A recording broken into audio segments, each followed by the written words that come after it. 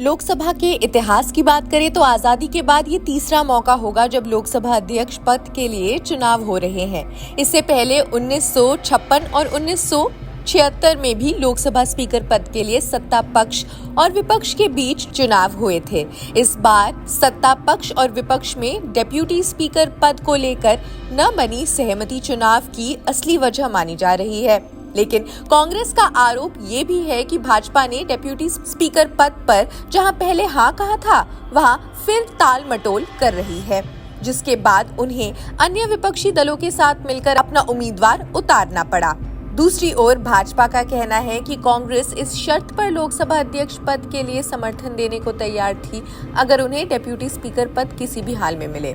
भाजपा नेताओं का आरोप है कि लोकतंत्र में शर्त किसी भी सूरत में ठीक नहीं, इसलिए हमने विपक्ष के प्रस्ताव को ठुकरा दिया। अब बता दें कि लोकसभा के इतिहास में स्पीकर पद को लेकर आमतौर पर सहमति रहती है। सत्ता पक्ष की ओर से स्पीकर और विपक्ष को डेप्यूटी स्पीकर पद मिलता है।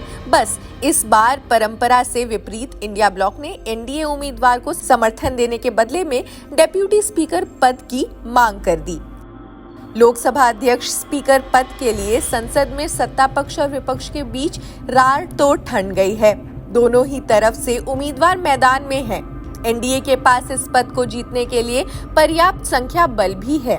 वहीं कांग्रेस की अगुवाई वाले इंडिया गठबंधन को पश्चिम बंगाल की मुख्यमंत्री ममता बनर्जी की पार्टी टीएमसी के रुख ने असमंजस में डाल दिया है। टीएमसी का कहना है कि स्पीकर चुनाव के लिए उम्मीदवार का चयन करने के लिए उन्होंने उनसे पूछा ही नहीं।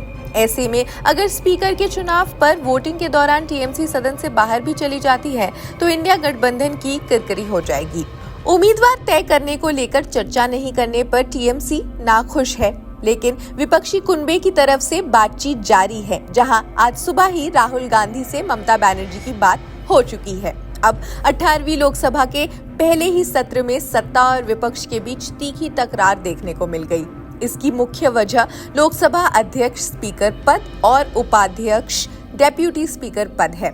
लोकसभा अध्यक्ष पद के लिए दो उम्मीदवार मैदान में हैं। 48 साल बाद चुनाव होने जा रहे हैं। 1976 में आखिरी चुनाव हुए थे।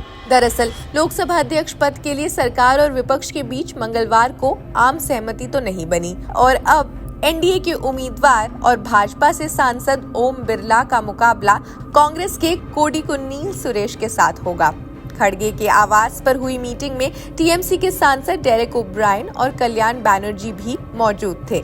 इस मीटिंग में लोकसभा स्पीकर के मुद्दे पर बेहतर समन्वय के लिए इंडिया गठबंधन में शामिल दलों के बीच आम सहमति बन गई।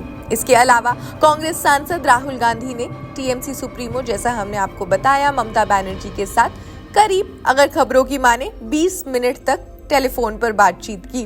लोकसभा स्पीकर पद के लिए आज चुनाव होने हैं। एनडीए प्रत्याशी ओम बिरला को अध्यक्ष चुनने का प्रस्ताव खुद पीएम नरेंद्र मोदी ही पेश करेंगे। खैर, इस खबर में बस इतना ही। इससे जुड़ी पल पल की अपडेट्स हम आप तक पहुंचाते रहेंगे। आप जुड़े रहिए जनसत्ता के साथ। शुक्रिया।